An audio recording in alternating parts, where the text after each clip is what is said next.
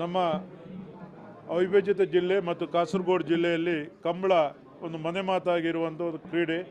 ಕೃಷಿಕರ ಮತ್ತು ರೈತಾಪಿ ವರ್ಗದ ಮತ್ತು ಇಲ್ಲಿಯ ಎಲ್ಲ ಜನ ಮೆಚ್ಚಿಕೊಂಡಂಥ ಒಂದು ಕಂಬಳ ಕ್ರೀಡೆ.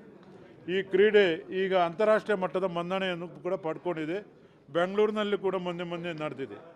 ಆದ್ದರಿಂದ ಈ ಕಂಬಳವನ್ನು ಇನ್ನಷ್ಟು ಆಧುನಿಕ ತಂತ್ರಜ್ಞಾನದಲ್ಲಿ ಅದರ ಫಲಿತಾಂಶ ಮತ್ತು ಕೋಣಗಳನ್ನು ಬಿಡಿಸುವ ಒಂದು ವ್ಯವಸ್ಥೆಯನ್ನು ಮಾಡಬೇಕು ಎಂಬ ದೃಷ್ಟಿಯಿಂದ ನಾವು ಅನೇಕರ ಸಹಕಾರ, ವಿಶೇಷವಾಗಿ ಅನೇಕರ ಸಹಕಾರ ಮತ್ತು ಅದಾನಿ ಸಮೂಹ ಸಂಸ್ಥೆಯ ಸಹಭಾಗಿತ್ವದಲ್ಲಿ ನಾವೊಂದು ಗೇಟಿನ ವ್ಯವಸ್ಥೆಯನ್ನು ಮಾಡ್ತಾ ಇದ್ದೇವೆ. ಕೋಣಗಳನ್ನು ಬಿಡಿಸುವಾಗ ನಾವು ಅಂತಾರಾಷ್ಟ್ರೀಯ ಮಟ್ಟದ ಕ್ರೀಡೆಯಲ್ಲಿ ಯಾವ ರೀತಿ ಪ್ರಾಣಿಗಳನ್ನು ಕ್ರೀಡೆಯಲ್ಲಿ ಭಾಗವಹಿಸುವಾಗ ಗೇಟ್ ಇರ್ತದೆ, ಅದೇ ಮಟ್ಟದ ತಂತ್ರಜ್ಞಾನದ ಆಟೋಮೆಟಿಕ್ ಗೇಟ್ ಓಪನ್ ಆಗುವ ರೀತಿಯಲ್ಲಿ ಸಮಯವನ್ನು ಕೊಟ್ಟು ಆ ಗೇಟನ್ನು ಓಪನ್ ಆಗುವ ರೀತಿಯ ಒಂದು ವ್ಯವಸ್ಥೆ.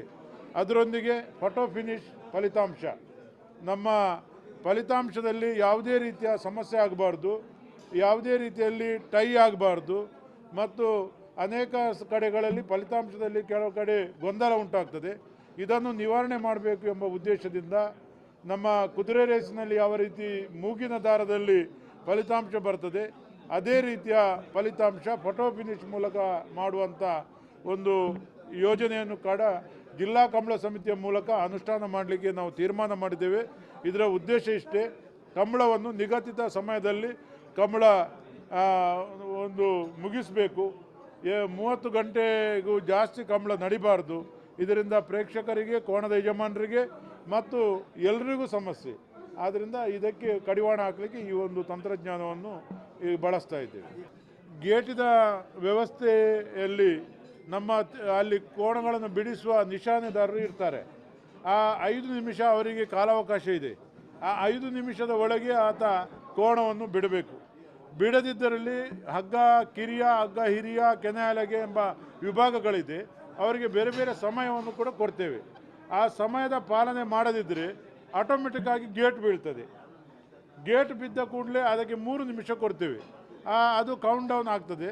ಆ ಕೌಂಟ್ ಡೌನಲ್ಲಿ ಆ ಕೋಣ ಆ ಗೇಟ್ ಬಿಟ್ಟ ಕೂಡಲೇ ಕೋಣ ಓಡಿಸಲೇಬೇಕು. ಇಲ್ಲದಿದ್ದರೆ ಅದು ವಾಕ್ ಓವರ್ ಆಗ್ತದೆ. ಮತ್ತೊಂದು ಕೋಣಗಳಿಗೆ ಅದಕ್ಕೆ ಅದರ ಹಿಂದಿನ ಸಾಲಿನ ಕೋಣಗಳನ್ನು ನಾವು ಪರಿಗಣನೆಗೆ ತೆಗೆದುಕೊಳ್ತೇವೆ. ಇವತ್ತೆಲ್ಲ ಮಾಲಕರದ್ದು, ತೀರ್ಪುಗಾರರದ್ದು, ವ್ಯವಸ್ಥಾಪಕರದ್ದು ಸಭೆ ಕೂಡ ಮಾಡಿದ್ದೇವೆ.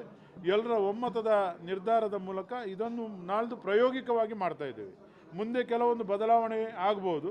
ಇದು ಪ್ರಾಯೋಗಿಕವಾಗಿ ಇದನ್ನು ಗೇಟ್ ವ್ಯವಸ್ಥೆಯನ್ನು, ಇದರಲ್ಲಿ ಸಾಧಕ ಬಾಧಕಗಳ ಬಗ್ಗೆ ಕೂಡ ಚರ್ಚೆ ಮುಂದಿನ ದಿನಗಳಲ್ಲಿ ನಡೆಸ್ತೇವೆ.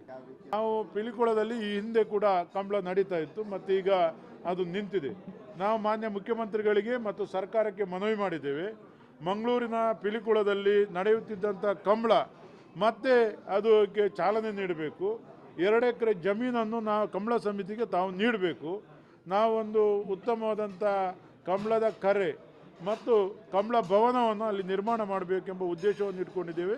ಮುಂದಿನ ವರ್ಷದಲ್ಲಿ ಅದನ್ನು ಅನುಷ್ಠಾನ ಮಾಡಬೇಕೆಂಬ ಬಯಕೆ ಕೂಡ ಇದೆ. ಮುಖ್ಯಮಂತ್ರಿಗಳು ಕೂಡ ಸಕಾರಾತ್ಮಕವಾಗಿ ಸ್ಪಂದನೆ ಕೊಟ್ಟಿದ್ದಾರೆ.